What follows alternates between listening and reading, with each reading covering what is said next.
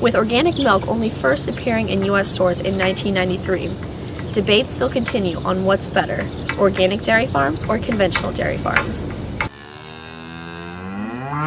Conventional dairy farms can often have chemicals, antibiotics, and hormones in their products, which some scientists say can have a negative effect on our health.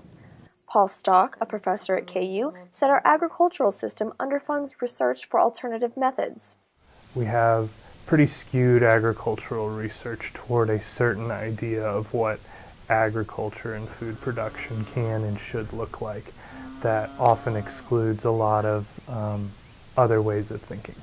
Tim Iwig of Iwig Family Dairy, located in Tecumseh, Kansas, calls themselves a natural dairy farm and says they've had problems hiring workers from larger conventional farms.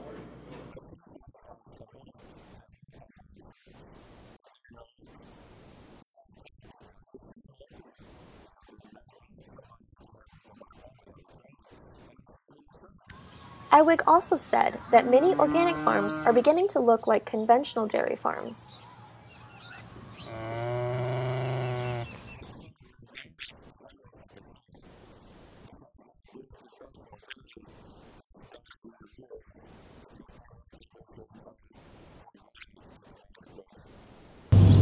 This is Sierra Upton, reporting for KU VetChed.